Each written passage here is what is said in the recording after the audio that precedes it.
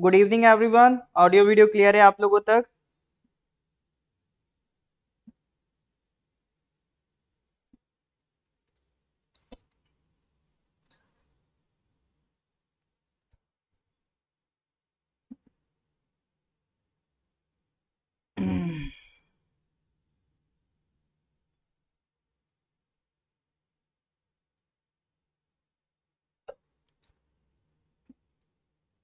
All right sir, clear है लोगों तक? नमस्कार जी, नमस्ते जी। ओके, तो जुलाई का करंट अफेयर्स हम डिस्कस कर रहे थे सर। 30 क्वेश्चन डिस्कस कर लिए थे। इस बार का थोड़ा सा स्पीड में रहेगा क्योंकि 18 सितंबर को आपका यूडीसी का एग्जाम है। उससे पहले पहले हमें अगस्त का भी कंप्लीट करना है ना करंट अफेयर्स।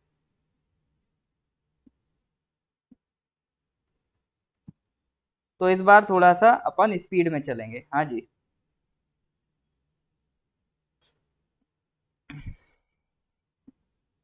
तो आगे बढ़े तो उससे पहले पिछले कुछ क्वेश्चन पूछना चाहूंगा मैं। Under the foreign contribution amendment rules, FCRA के बारे में कल हम लोगों ने पढ़ा था। How much amount have been allowed to send by the relatives in the form of foreign contribution without informing the government. हाँ जी, कितनी लिमिट थी? कुछ लोगों ने कहा था 2 लाख। तो 2 लाख से तो सर ज्यादा है। कितनी है?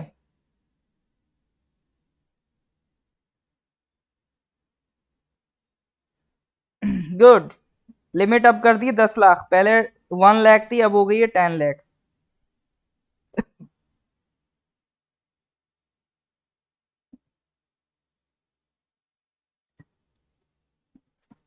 Recently, the first edition of State Ranking Index for NFSA was released. Which of the following states secured the first position among the general category? Among the general states category. क्या होगा इसका answer?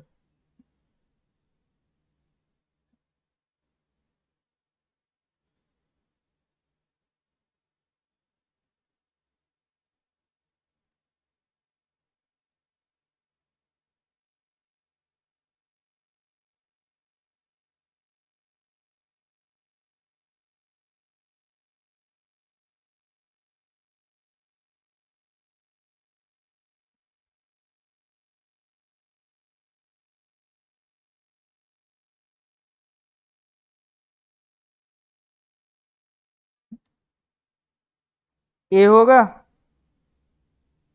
बिल्कुल sir, correct answer is a.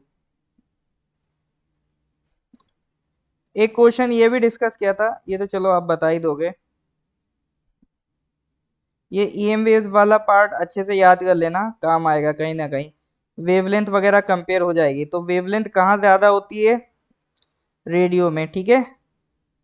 ऐसे याद रखना, radio का signal बहुत दूर से आता है, ठीक है। और एक्सरे बिल्कुल आप पास जाके उसके खड़े होते हो, तब एक्सरे होता है, ठीक है। इस तरह से थोड़ा याद रखने की कोशिश रखना।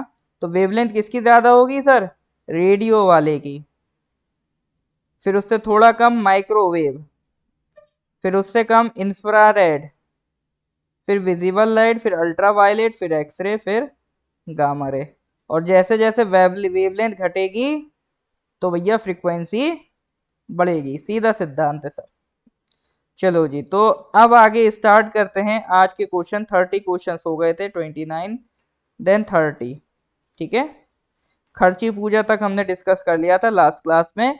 तो स्टार्ट करते हैं आज का पहला question, question number 31। Recently, who among the following unveiled the statue of peace of Swami Ramanujacharya in Srinagar in Jammu and Kashmir? अभी स्वामी रामानुजाचार्य के एक स्टैच्यू ऑफ पीस को अनवील किया गया है, ठीक है। कहाँ पर? श्रीनगर में। अनवील मतलब इनॉग्रेट कह सकते हो। अनवील इसलिए कहते हैं, व्हील का मतलब होता है पर्दा। व्हील का मतलब होता है पर्दा, अनवील मतलब पर्दा हटा देना। कोई भी स्टैचू जब बनता है तो उसको पैक कर दिया जाता है। स्टैचू जैसे मान लो कोई भी बन गया, उसको क्या कर देंगे सर, वो पैक कर देंगे। फिर कोई नेता वगैरह आता है तो नेता वगैरह इसकी नोट खोल के इस स्टैचू को पर्दे से बाहर निकालते हैं, ठीक है। तो वही पर्दा उठाना मतलब अनवील करना। तो वही स्टैचू को अनवील किया जाता है, ठीक है। आप इसलिए वर्ड नहीं सुनोगे, इनॉग्रेट नहीं सुनोगे, अनवील वर्ड सुनोगे। तो अनवील किया गया उनका स्टैचू। तो किसने किया था, ये सवाल है। A B, A B. वैसे तो लोगों का एक तुक्का ये चलता है कि सर कुछ हो, कुछ भी हो सर, आंसर सही हो या गलत हो, अगर ऑप्शन में नरेंद्र मोदी है तो हम उसे रिजेक्ट नहीं कर सकते। हमें आंसर सर नरेंद्र मोदी लगाना है। कुछ लोगों की ऐसी थ्योरी चलती है, लेकिन भैया आंसर नरेंद्र मोदी नहीं है, correct answer is Shri Amit Shah. तो जो करेक्ट आंसर है वही लगाएंगे, ठीक है। तो correct answer is Shri Amit Shah. Amit Shah भी गुस्सा हो जाते हैं, इसका ध्यान रखना, ठीक है। तो रामानुजाचार्य के बारे में हम पढ़ते हैं। 1780 में उनका जन्म हुआ था इन तमिलनाडु। एक वैदिक फिलोसोफर और सोशल रिफॉर्मर के तौर पे उनको जाना जाता है, ठीक है। उनके आइडिया ऑफ इक्वालिटी और सोशल जस्टिस को हम लोग मानते हैं, ठीक है। वैदिक लिटरेचर को उन्होंने काफी प्रमोट किया था, एक आम आदमी तक वैदिक लिटरेचर तक का पहुंचाने का काम उन्होंने किया था, ठीक है। उन्होंने कि कौन सी फिलॉसफी के बारे में बताया था, तो फिलॉसफी का नाम याद रखना, विशिष्ट वेद, ठीक है। विशिष्ट अद्वैत, विशिष्ट अद्वैत, ये ही क्वेश्चन आपका एग्जाम में बनेगा, ठीक है। विशिष्ट अद्वैत, इस फिलॉसफी को उन्होंने एडवोकेट किया था। उसके बाद परसेप्टर ऑफ भक्ति मूवमेंट भी रहे, ठीक है। और जितने भी भक्ति स्कूल ऑफ थॉट्स बनते उनके लिए वो सोर्स भी बन के रहे। कई सारे मिस्टिक पॉइंट्स हैं, लाइक आपका कबीर हुए, मीराबाई हुए, अन्नमाचार्य हुए, भक्त रामदास हुए, त्यागराज हुए। जितने भी बड़े बड़े आपको भक्ति मूवमेंट के फॉलोअर्स मिलेंगे, उनके लिए बड़ा इंस्पिरेशन थे। तो सोचो कितनी बड़ी पर्सनालिटी रहे होंगे। इवन उन्होंने नेचर को लेके भी बहुत ज्यादा फोर्स किया था, मतलब फोकस किया था कि वाटर, एयर, सॉइल, ट्रीज, ये सब क्या है, सेक्योर्ड हैं, ये सब पवित्र हैं। तो इन सबको हमें पॉल्यूशन से बचाना चाहिए। सोचो 1017 एडी में ही उन्होंने ये बात बोली थी कि पानी, हवा और ये जमीन और ये पेड़, ये सब क्या है, पवित्र हैं। तो हमें इन सब की रक्षा करनी चाहिए प्रदूषण से, ठीक है। तो दैट वाज रामानुजाचार्य। उनकी फिलॉसफी याद रखना, विशिष्ट अद्वैत, ठीक है। सवाल बनेगा तो इसी फिलॉसफी पे बनेगा, और तगड़ा सवाल बनेगा। जब ये आ जाएगा ना तो पूरे अरुणाचल में खबर आएगी, अरे भाई कितना टफ सवाल आया।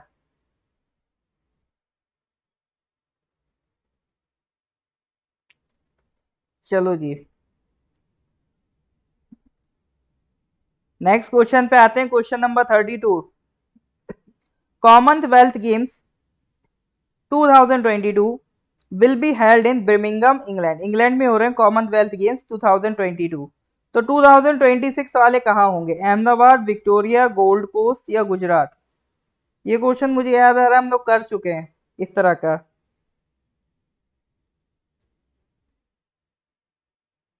क्या बोलते थे योलुम जी, क्या क्या बोलते थे parents.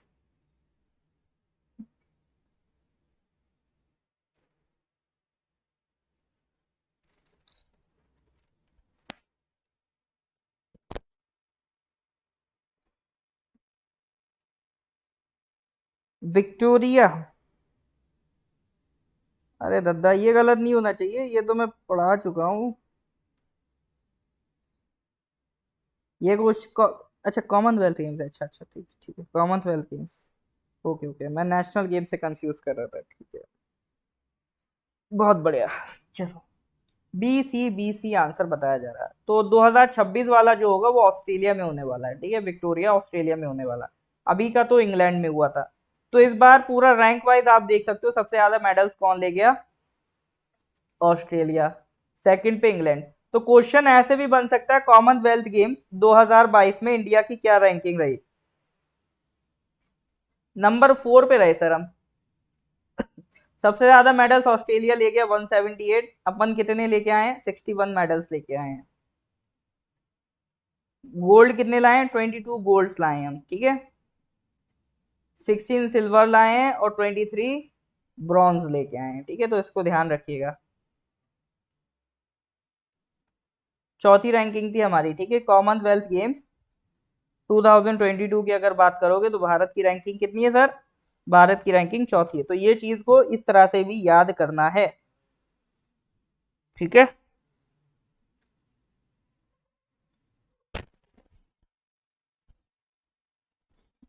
Question number 33। Mind master winning lessons from A champions life, this book is about who among the following?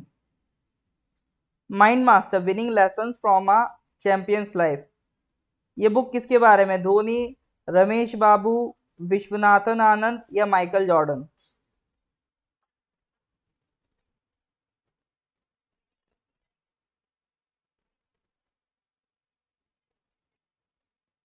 हाँ कालूम जी, देखो ऐसी सवाल बनते रहते हैं, ठीक है। वो तो खैर उन्होंने ओलंपिक्स के बारे में पूछा होगा, लेकिन कॉमनवेल्थ गेम्स भी पूछ सकते हैं।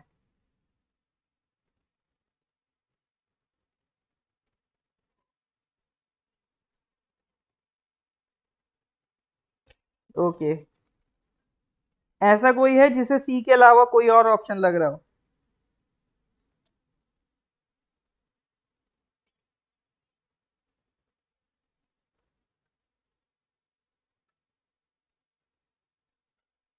काम कीजिए, कह रहे हैं अपन तो सर धोनी को जानते, तो अपना आंसर धोनी को। ये क्वेश्चन कुर्बान है धोनी पर।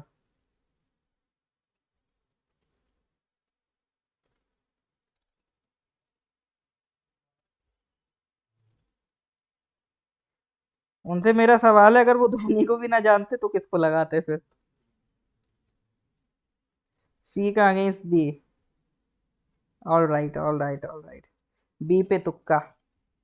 माइंड मास्टर भैया, दिमाग का मास्टर एक ही आदमी है जो चेस खेलता है, विश्वनाथन आनंद, ठीक है। नाम ध्यान रखा, नाम ध्यान रखना sir, Vishwanath Anand. Question number 33, answer is C. Okay. Question number 34। Recently, who has been appointed as the India's Sherpa for the group of 20 grouping? G20 के लिए इंडिया की तरफ से किसको शेरपा बनाया गया? शेरपा मतलब होता है रिप्रेजेंटेटिव ऑफ इंडिया। इंडिया का रिप्रेजेंटेटिव कौन होगा इस बार की G20 के लिए? देखो G20 हमारे लिए बहुत इंपॉर्टेंट ग्रुपिंग है।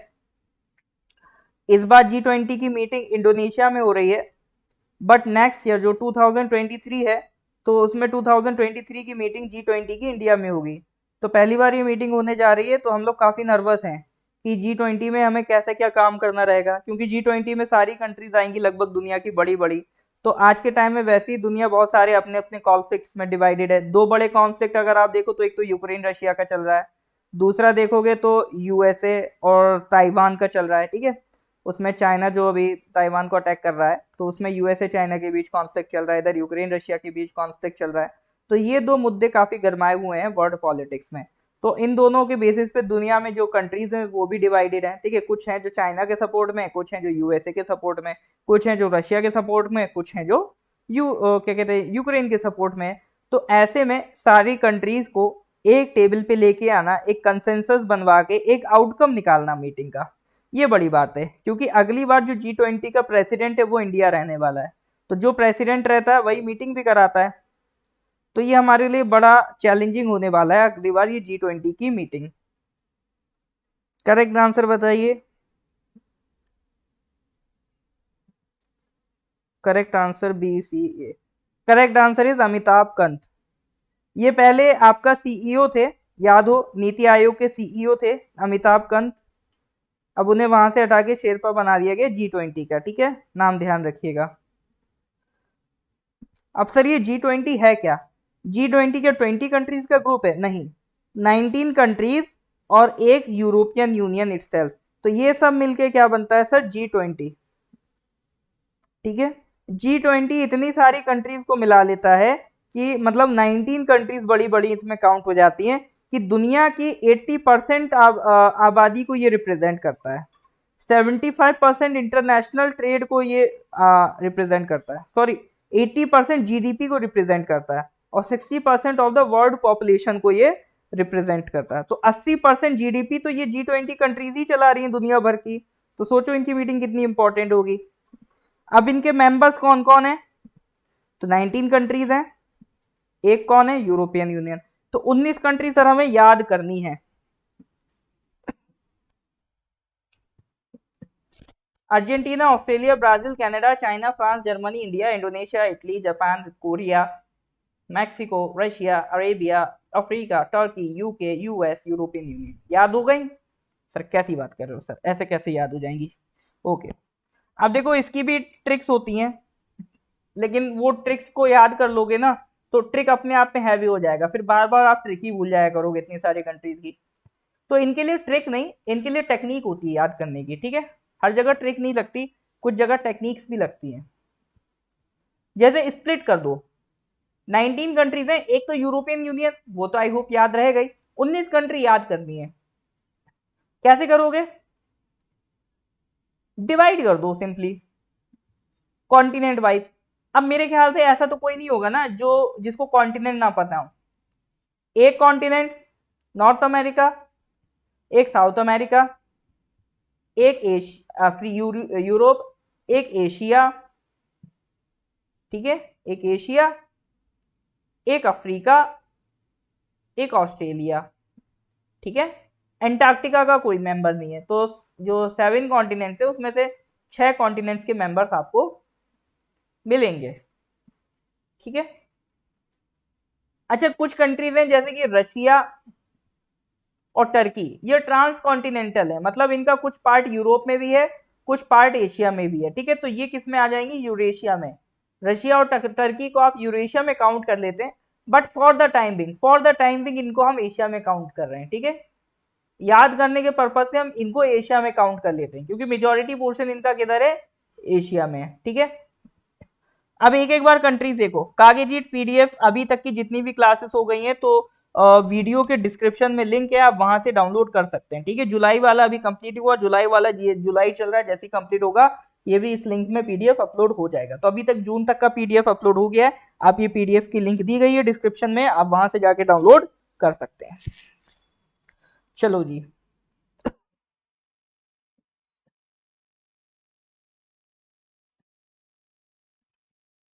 याद करते हैं सबसे पहले नॉर्थ अमेरिका। तो नॉर्थ अमेरिका जब भी सुनोगे तो 3 कंट्री तो याद ही आती हैं टोटल, कनाडा, यूएस, मैक्सिको। 19 में से 3 तो सर ये देखो निपटा दोगे, इसमें कोई बड़ी बात नहीं। ठीक है, नॉर्थ अमेरिका के सोचोगे तो एक ये 3 ही याद आएंगे। इसी तरह से ऑस्ट्रेलिया सोचोगे तो ऑस्ट्रेलिया याद आएगा, 4 तो ये निपट गई। साउथ अमेरिका सोचो तो ब्राजील और अर्जेंटीना। ठीक है, साउथ अमेरिका सोचो तो ब्राजील और अर्जेंटीना। अफ्रीका सोचो तो साउथ अफ्रीका। तो इनमें तो कोई दिक्कत नहीं है, मेन दिक्कत किस में होती है, यूरोप और एशिया में। इसको सोचोगे तो अफ्रीका में तो साउथ अफ्रीका। तो एक एक बार देख लेते हैं कितनी कंट्रीज याद हो गई। तो अगर वो पूछे नॉर्थ अमेरिका, खट से 3 कंट्री बोल दो। कौन सी, Canada, USA, Mexico. South America 3 countries, 2 countries हैं, ब्राजील, अर्जेंटीना। मतलब हर कॉन्टिनेंट की जो बड़ी बड़ी कंट्रीज हैं उन्हीं के नाम याद कर लो। ठीक है, ऑस्ट्रेलिया, ऑस्ट्रेलिया बोले तो सिर्फ ऑस्ट्रेलिया।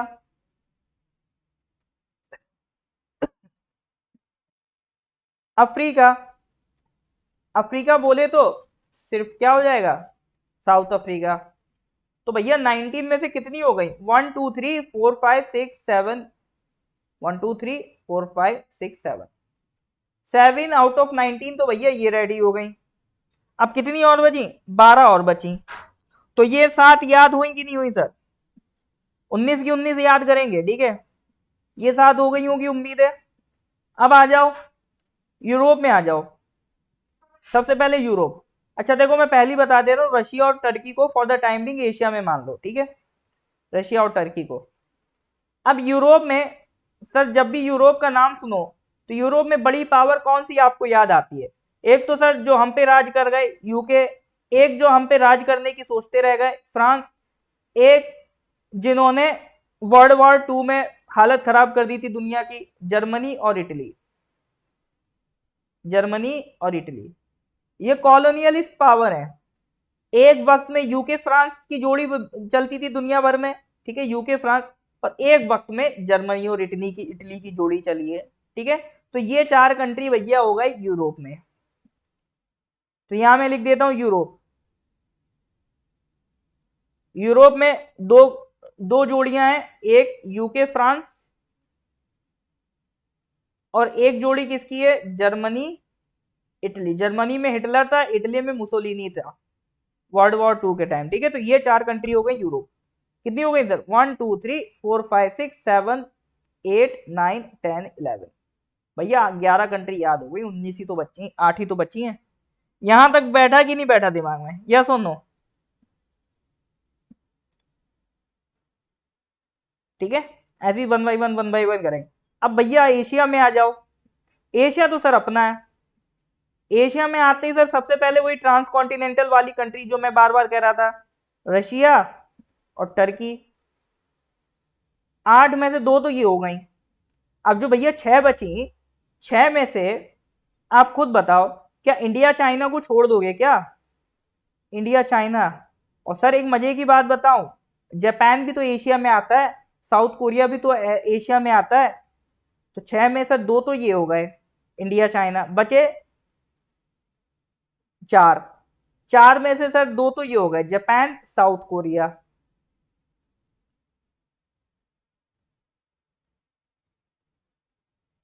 ठीक है, और एक अपना सर इंडोनेशिया, और एक सर जो हमें तेल प्रोवाइड करता है, इसको कैसे छोड़ दें, सऊदी अरेबिया। Saudi Arabia. कितने हो गए, 1 2 3 4 5 6 7 8, 8 कंट्री सर ये हो गए। ठीक है, अपनी ये पूरी belt, Russia, China, India, Japan, south Korea, Indonesia, Saudi Arabia और टर्की। एक बार फिर से एशिया याद कर लो। एशिया थोड़ा सा बड़ा पड़ता है ना, तो एशिया अलग से अपन कर लेते हैं ना। एशिया की बात करो तो सबसे पहले तो सर जो ट्रांस कॉन्टिनेंटल वाली कंट्रीज थी, जैसे रशिया हो गया और टर्की हो गया। और सर जब कंट्रीज भर ही रहे हो तो अपने इंडिया चाइना को कैसे भूल सकते हो सर, ये तो इंपॉर्टेंट कंट्रीज है एशिया की। और सर जापान भी तो है, और सर जापान को याद रखा तो सर इतना जापान टेक्नोलॉजी में इतना तेज है, तो सर साउथ कोरिया को भी याद रखो। अब सर जापान साउथ कोरिया की बात हो रही है तो थोड़ा आइलैंड कंट्रीज देख लेते हैं। आइलैंड में कौन है, इंडोनेशिया है। अब सर एशिया में अगर हम वेस्ट एशिया में देखें तो तेल के मामले में कौन पावरफुल कंट्री है, सऊदी अरेबिया, उसको भी उठा लो, सऊदी अरेबिया। ये हो गई सर 8 कंट्रीज। तो ये टोटल 19 कंट्रीज होती हैं प्लस 1 यूरोपियन यूनियन। तो 20 के 20 कंट्रीज याद हुई कि नहीं हुई G20 की? अगर याद हो गई हो तो प्लीज मेरे को एक बार थम्स अप दीजिए। G20 मेंबर कंट्रीज अगर याद हो गई हो तो please give me a thumbs up. थोड़ा सा एफर्ट लगता है बस, कॉन्टिनेंट वाइज करते जाओ। सबसे पहले यूएसए उठाओ, सॉरी नॉर्थ अमेरिका उठाओ। नॉर्थ अमेरिका में यूएसए, कनाडा, मैक्सिको कर लिया। साउथ अमेरिका में अर्जेंटीना, ब्राजील कर लिया। अफ्रीका में साउथ अफ्रीका। यूरोप में 2 की जोड़ी है, एक फ्रांस यूके, एक जापान, एक जर्मनी इटली। ऑस्ट्रेलिया अपना पूरा ऑस्ट्रेलिया है। अब बचा एशिया। एशिया में 2 ट्रांसकॉन्टिनेंटल है, रशिया टर्की, फिर अपने पड़ोसी इंडिया चाइना। फिर क्या बच जाएगा, फिर बस आपका जापान, साउथ कोरिया और इंडोनेशिया और सब सऊदी अरेबिया। ठीक है, बस ये कंट्री बच जाते हैं। That gives you complete G20 countries list. Actual में G20 की मीटिंग अब इंडिया में होने जा रही है, तो G20 का रेलिवेंस हमारे लिए बढ़ गया है। तो हो सकता है एग्जाम में आपसे G20 कंट्री के रिलेटेड सवाल कर ले। 4 ऑप्शन दे देगा और बोल देगा इसमें से बताओ कौन सी कंट्री G20 का पार्ट नहीं है। और नहीं भी पूछे तो आपको पता होना चाहिए, बीइंग अ स्टूडेंट ऑफ जी के, अगर आप एग्जाम दे रहे हैं जिसमें जी के पूछा जा रहा है तो मतलब पता होना चाहिए सर G20 में कौन कौन से मेंबर्स हैं। कल मतलब ऐसा नहीं चाहता हूं ना मैं, कल आपसे कोई पूछे G20 के मेंबर कंट्रीज बताओ, आप कह दो नहीं पता, तो आपसे वो पूछे किससे जीके पढ़ते हो, तो आप अली सर का नाम डुबो दोगे। ठीक है, तो आपको पता होना चाहिए सर G20 में कौन कौन सी कंट्रीज हैं। ठीक है, आई होप अब आपको इसमें दिक्कत नहीं होगी। लेकिन हमेशा एक बात मैं बोलता हूँ, एवरीथिंग इज टेम्परेरी। जो भी पढ़ा टेम्परेरी है, रिवीजन बहुत ज़रूरी है। ठीक है भाव, तो राइम बन गया, जो भी पढ़ा टेम्परेरी है, रिवीजन बहुत ज़रूरी है। ठीक है, तो ये मेरा नारा है। हाँ जुम्बियस हो रहा है जी, इसीलिए। G20 का हेडक्वार्टर नहीं है, G20 की जो प्रेसिडेंटशिप है वो चेंज होती रहती है। जैसे अगली साल किसको प्रेसिडेंसी मिलेगी, इंडिया को मिलेगी। इस साल किसके पास है, इंडोनेशिया के पास है। और जिसके पास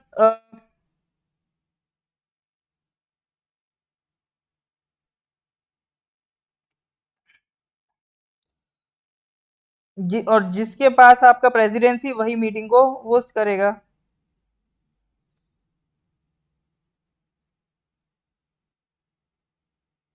अच्छा, हेडक्वार्टर ऐसा इनका नहीं है, मतलब एक डेवलपिंग ये कह सकते हो सेक्रेटेरिएट टाइप का। सेक्रेटेरिएट इसका मैक्सिको में हो जाएगा। ठीक है, G20 का एक शहर है कानकुन, मैक्सिको का, वहां पर मिलेगा। ठीक है, तो अगर कोई भी हेडक्वार्टर जैसा कुछ पूछे तो बोल देना मैक्सिको कानकुन। बाकी प्रेसिडेंसी तो चेंज होती रहती है, तो ऐसा चाहिए नहीं है कि एक ही कंट्री के कंट्रोल में चीजें चल रही हैं। चलो जी, तो समझ में आया ना सर G20 की रेलिवेंस क्या है, G20 हमारे लिए क्यों इंपॉर्टेंट है, और आगे G20 क्या क्या चैलेंजेस फेस करने वाला है। अब देखो, ये मैंने आपको इतना सिंप्लीफाइड वे में समझा दिया। मेंस में जब आंसर राइटिंग में सवाल आता है तो ऐसे ही सवाल आता है, what are the challenges in front of G20 members for India.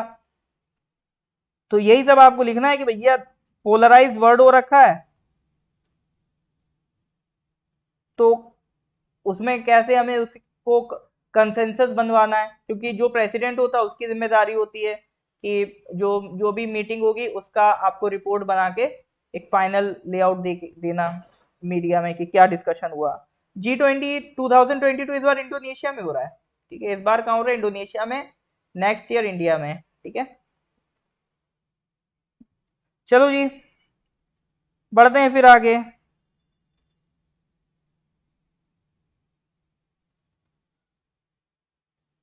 अब ये क्वेश्चन मैं आप लोगों पे छोड़ता हूँ, इंडिया में कहाँ हो रहा है ये आप लोग सर्च करो। ठीक है,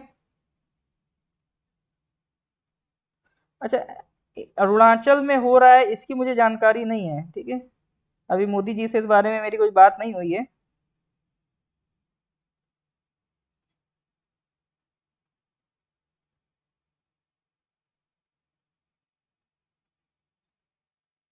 आई थिंक दिल्ली में ही होगा।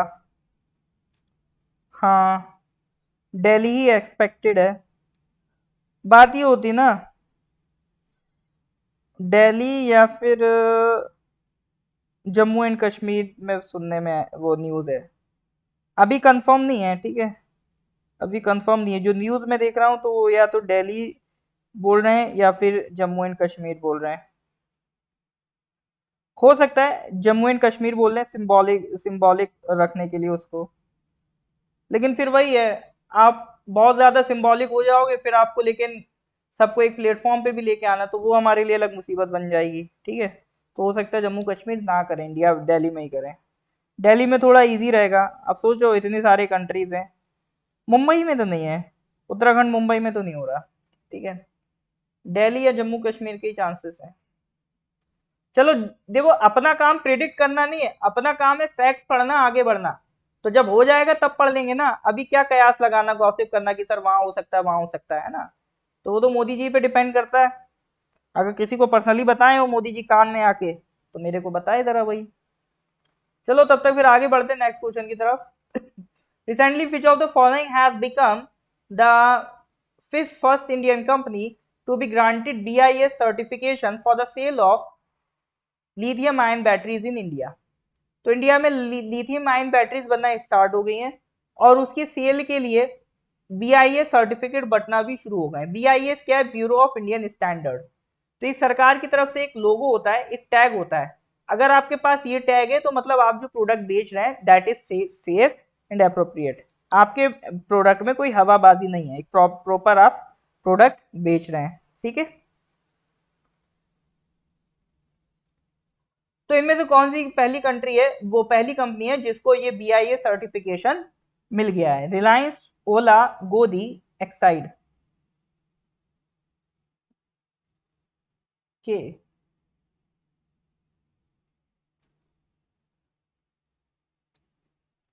इस बार मुझे लग रहा है बहुमत बुरा हार मारेगी,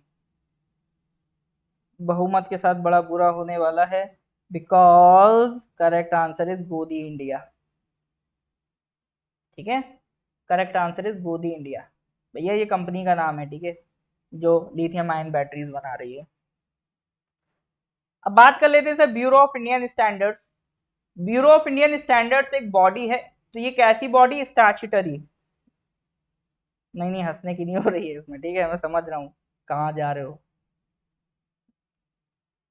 गोदी मीडिया नहीं है सर, गोदी इंडिया है, ठीक है।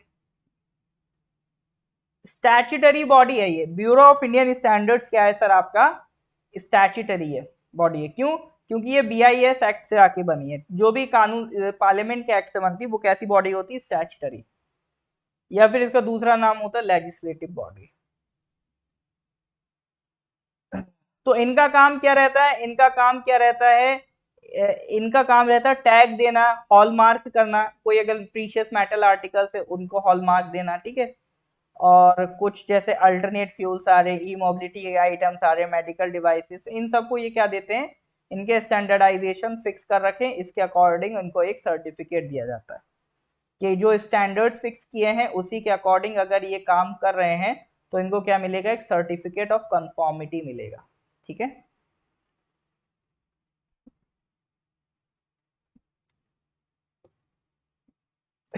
क्वेश्चन नंबर 36 पे आ जाओ।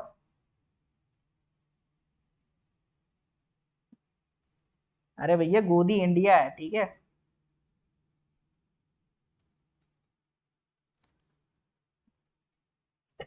Question number 36। Recently, the Director General of Civil Aviation, Director General of Civil Aviation gave the air operator certificate to which of the following airlines? अभी एक नई एयरलाइन आई है मार्केट में, ये मेरे ख्याल से सब लोग सही बता सकते हैं आंसर। उन्हीं को एयर ऑपरेटर सर्टिफिकेट मिला है।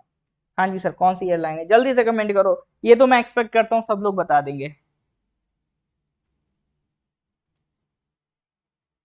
देखो इसका आंसर मतलब दोगे तो मतलब ये समझो राकेश झुनझुनवाला की आत्मा को शांति मिलेगी। हाँ जी, तो इसमें सर गलत नहीं देना है, ठीक है। जो गलत आंसर देगा राकेश झुनझुनवाला उनके सपने में आएंगे, ठीक है। बिल्कुल सर, करेक्ट आंसर है अकासा एयर। अकासा एयर को भी एयर ऑपरेटर सर्टिफिकेट दिया है। अच्छा, इंडिया में जो भी लाइसेंस वगैरह देते हैं फ्लाइंग का वो कौन डील करता है? DGCA, directorate general of civil aviation. तो ये कैसी बॉडी है? Directorate general of civil aviation एक ऑफिस है, अटैच्ड ऑफिस है, किसके अंडर आता है? मिनिस्ट्री ऑफ सिविल एविएशन के अंडर आता है, ठीक है। तो और सिविल एविएशन को रेगुलेट करने का जो सारा काम है वो कौन करता है? Directorate general of civil aviation करता है, ठीक है। इंटरनेशनल सिविल एविएशन ऑर्गेनाइजेशन, आज ही जो इवनिंग में जीके का क्लास था याद करो, पढ़ा था। इसका हेडक्वार्टर कहाँ देखा था sir? International civil aviation organisation का। तो उसके साथ ये कोऑर्डिनेट करके जो भी इनके स्टैंडर्ड रूल्स हैं उनको मेंटेन करने का काम क्या है? या फिर ये कह लो अगर इंटरनेशनल सिविल एविएशन ऑर्गेनाइजेशन अगर इंडिया में फोन मिलाएगा तो किसे मिलाएगा? DGCA को मिलाएगा, ठीक है। तो उनके साथ कौन कोऑर्डिनेट करता है? DGCA करता है ICAO के साथ कोऑर्डिनेट।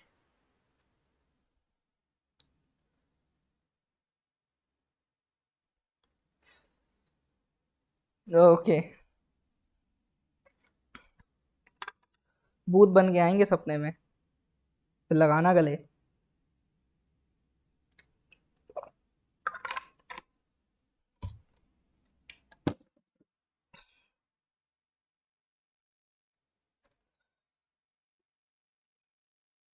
हाँ, एमपी बोले तो म्यूजिक प्लेयर समझा।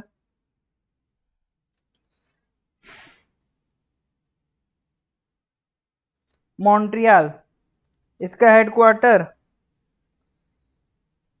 बिल्कुल आज ही सर पढ़ा था, ठीक है, आज ही पढ़ा था। आईसीएओ का हेडक्वार्टर कहाँ है? मॉन्ट्रियल, कनाडा में। बहुत बढ़िया। क्वेश्चन नंबर 37, मिशन वात्सल्य। मिशन वात्सल्य is being implemented by which of the following union ministry. तो पहले तो हमें पता होना चाहिए मिशन वात्सल्य किसके बारे में। तो पहले आप इसका आंसर दो, फिर मैं बताता हूँ मिशन वात्सल्य के बारे में, ठीक है। तो कौन सी मिनिस्ट्री इसको इम्प्लीमेंट कर रही है, मिशन वात्सल्य?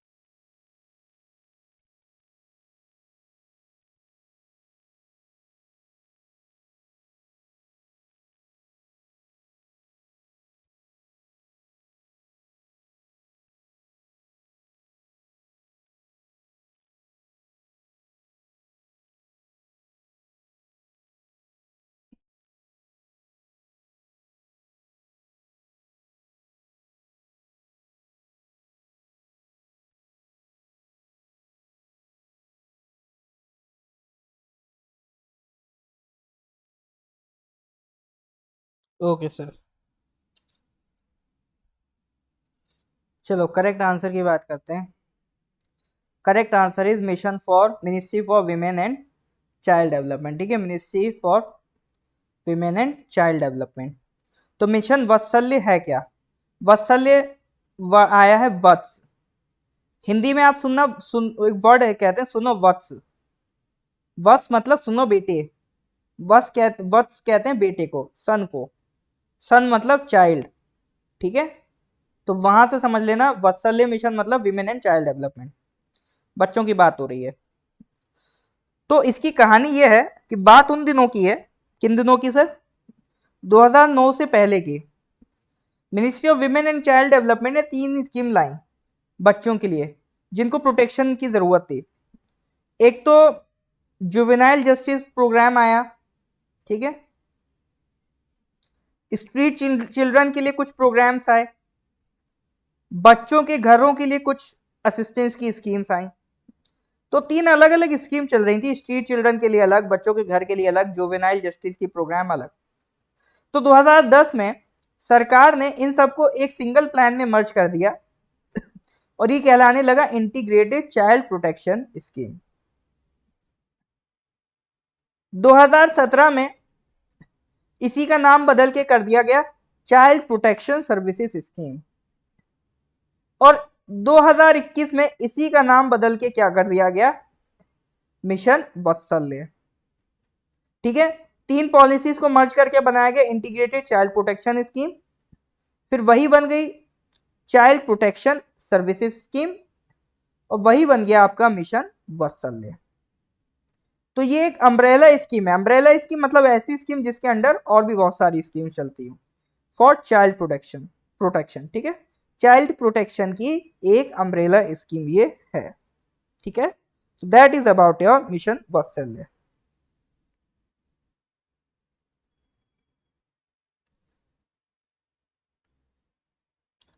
अरे देखो, ये वाली क्लास ऐसा नहीं है कि एपीपीएससी वाले अटेंड करते हो, वो नोटिस कर रहे हो कि कौन ज्यादा आंसर कर रहा है कौन कम कर रहा है, ठीक है।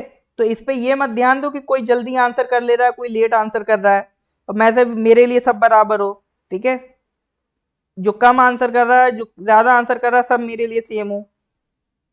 असली मजा तो तब आएगा जब एग्जाम में आप करके आओगे। तो ये टेंशन मत लो कि कौन ज्यादा कर रहा है कौन कम कर रहा है, जिसकी जैसी सुविधा करने दो, आप अपनी डेवलपमेंट पे ध्यान दो। आप अपने आप को देखो कि आप आंसर कर पा रहे हो कि नहीं कर पा रहे हो, ठीक है। तो उसकी टेंशन ना लो आप।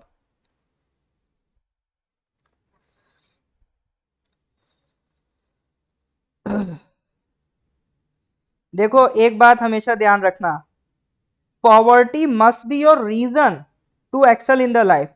पॉवर्टी को एज ए रीजन यूज करो to excel in the life, but don't use it as excuse, ठीक है। But don't use it as an excuse for your failures, ठीक है। Use poverty as a reason for your success, but don't use poverty as an excuse for your failure. गहरी बात है, अच्छे से सोचना, ठीक है। अगर अब्दुल कलाम भी यही सोचते रहते मैं तो बहुत गरीब हूं, पेपर ही बेच रहे होते आज बेचारे, ठीक है। तो आगे बढ़ना है,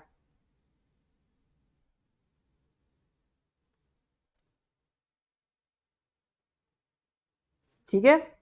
अपने पे फोकस करो किसी और पे नहीं।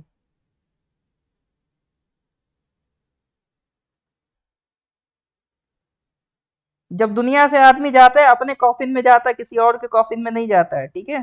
तो अपने पे फोकस करो आप, दुनिया का क्या है। चलो जी इसी बात पे क्वेश्चन नंबर 38 बताओ। Recently, who among the following has become the first Kazakhstan's female player to win the women's single title at Wimbledon Tennis Championship 2022?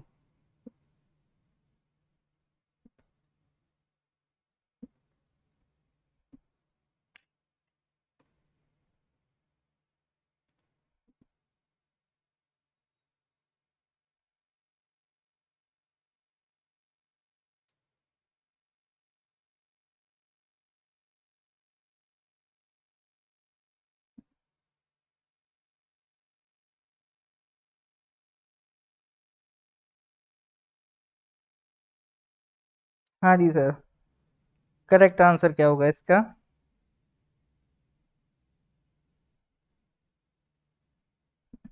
Wimbledon tennis championship में विमेन्स सिंगल टाइटल जीतने वाली कजाकिस्तान की पहली female player का नाम क्या है? Elena.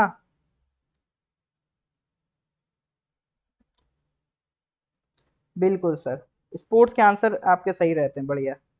Elina Elina रिबाकीना, ठीक है, एलिना रिबाकीना करेक्ट आंसर इस, बढ़िया।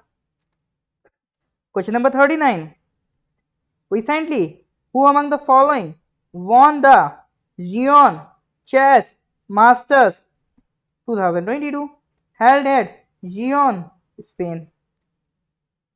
बताइए सर, स्पेन में हुआ था अभी चेस मास्टर्स का गेम, कौन जीता? कोई नहीं काम कीजिए, अगर ब्लैंक हो जाते हैं तो जो आपको यहाँ क्वेश्चन दिया दिखाए जा रहे हैं उनको प्रैक्टिस कर लीजिए। 2022 क्या हर साल होते हैं, ठीक है। इसमें 2022 इसलिए लिखा है क्योंकि ये 2021 में भी हुआ था, ये हर साल होते हैं ना, तो हर साल ये क्वेश्चन रिपीट होते हैं।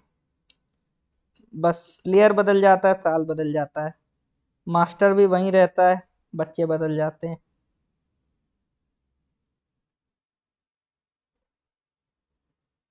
चेस बोलने से साउथ वाला नाम याद आता है। ओके, तो इसमें लगाओ, क्या लगाओगे तुक्का? करेक्ट आंसर देख लो, डी गुकेश। क्या है? डी गुकेश। चलो जी, question number 40। 36 national games 2022 will be held in which of the following states? Odisha, Goa, Tamil Nadu, Gujarat. 36 national games 2022 will be held in which of the following states? Game देखा है आपने गामी जी इनका? बढ़िया बात है।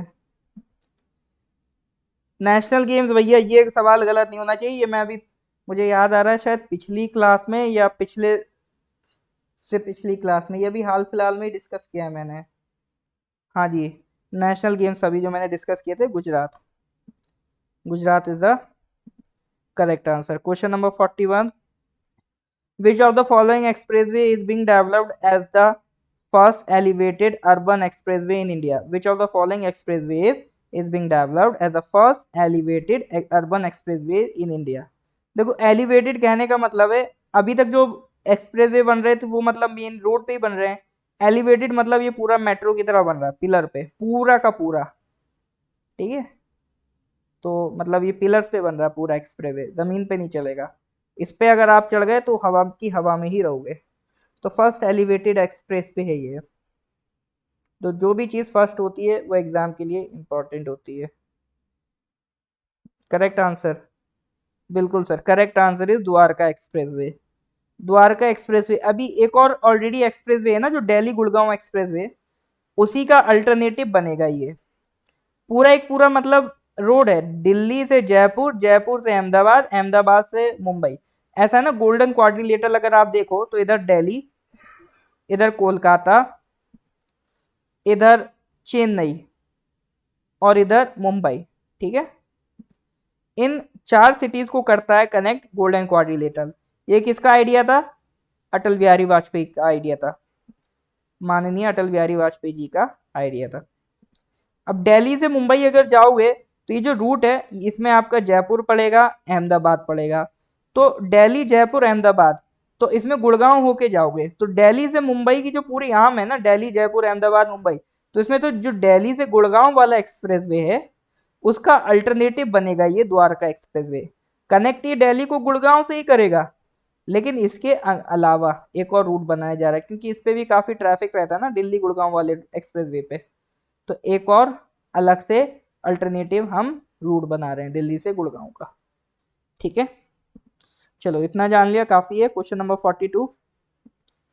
एक स्टेट की स्कीम है अर्न विद लर्न, मतलब जिसमें क्या होगा, जो फाइनल ईयर के कॉलेज स्टूडेंट है वो एक सर्वे करेंगे और उनको जो स्कूल ड्रॉप आउट बच्चे हैं ना उनको पकड़ के लाएंगे और स्कूल में दोबारा से एनरोलमेंट करवाएंगे। तो जितने बच्चे पकड़ के लाओगे 500 रुपये पर बच्चा आपको प्रोवाइड किया जाएगा। ठीक है, तो आप पढ़ भी रहे हो कमा भी रहे हो। 10 बच्चे पकड़ के ले गए महीने में तो उनको 5,000 की कमाई हो गई बच्चों को। ठीक है, तो ये कहाँ की स्कीम है?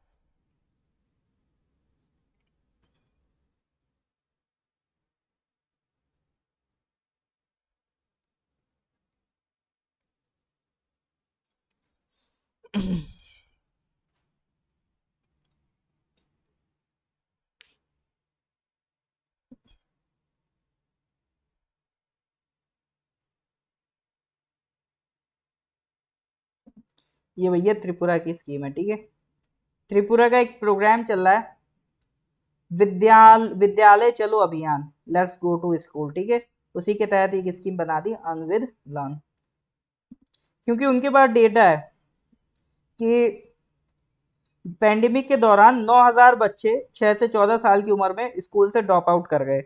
अब वो चले तो गए, वापस नहीं आ रहे। तो इन 9,000 बच्चों को हमें ढूंढ के लाना है। ठीक है, पर बच्चा कितना मिलेगा? 500 रुपये मिलेगा सर। ठीक है, तो आप लोगों का कोई दोस्त हो त्रिपुरा में बता देना। हाँ, अरुणाचल में भी आनी चाहिए ऐसी scheme.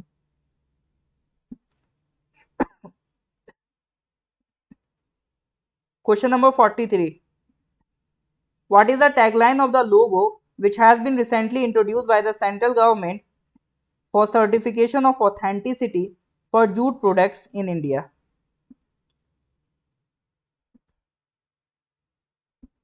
What is the tagline of the logo which has been recently introduce by the central government. जैसे BIS मार्क इंट्रोड्यूस हुआ है, इसी तरह से एक जूट प्रोडक्ट्स के लिए भी एक सर्टिफिकेट लगाया है। ठीक है, जूट प्रोडक्ट्स जो भी इंडिया में बनेंगे उन पे भी एक सर्टिफिकेट लगेगा। उस पे क्या होगा, एक QR कोड होगा, उसके स्कैन करते उस जूट प्रोडक्ट की सारी जानकारी आपको मिल जाएगी। तो वही वो बोल रहा है, जो जूट प्रोडक्ट आप बना रहे हो उस पे आप टैगलाइन जो लगाओगे, उसको जो टैग दोगे, तो उस लोगों पे लिखा क्या होगा, उस लोगों की टैगलाइन क्या है, ये पूछ रहा है। उस लोगों की टैगलाइन क्या है?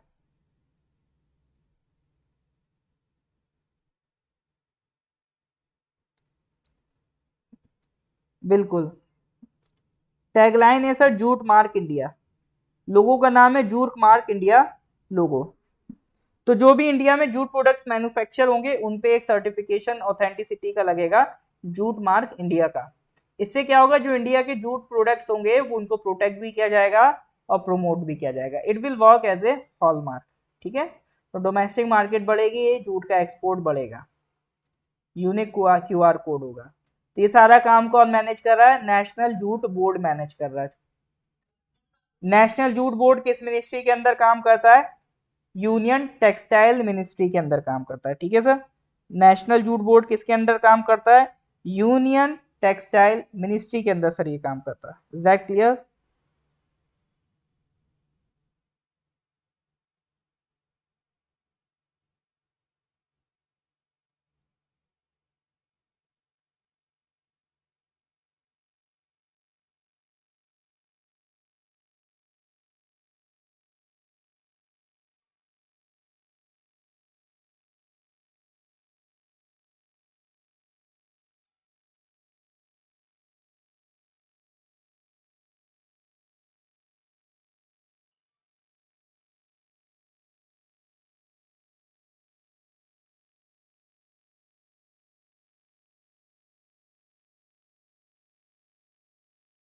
चलो जी, next question, question number 44।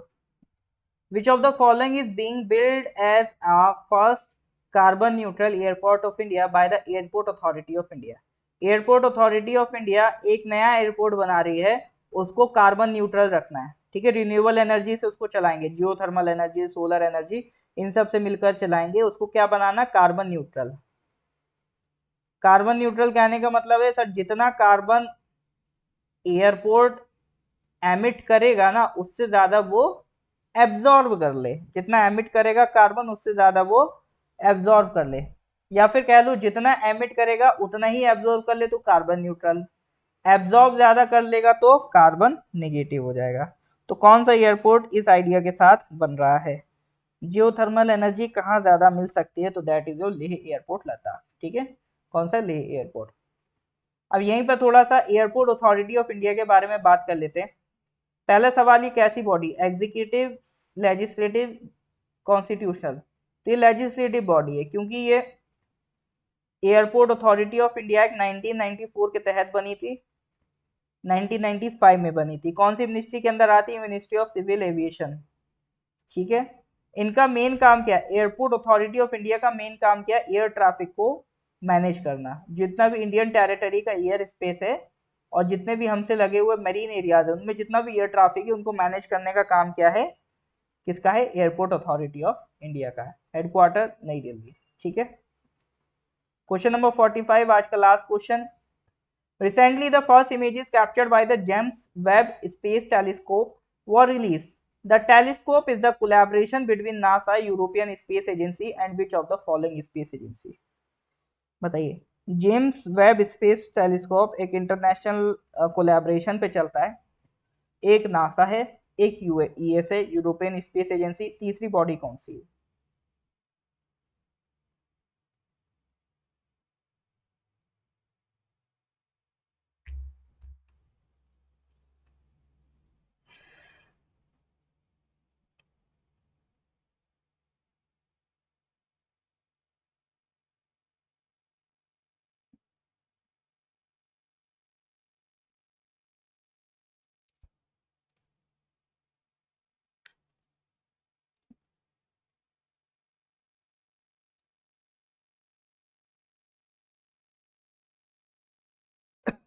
All right sir, correct answer is Canadian space agency.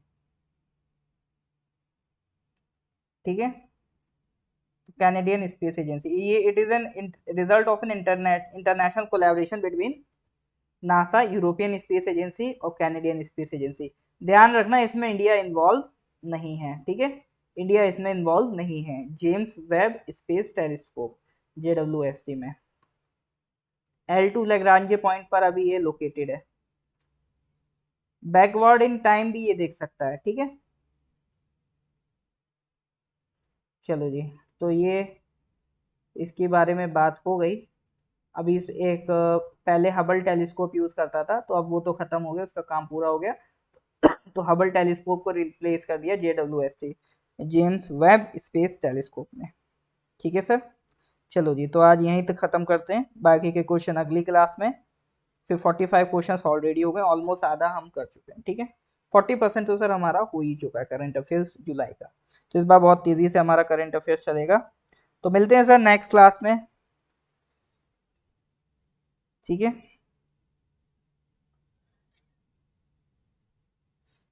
चलो जी, तो इसका रिवीजन मेंटेन करिए, डेफिनेटली आपको फ़ायदा मिलेगा, ठीक है।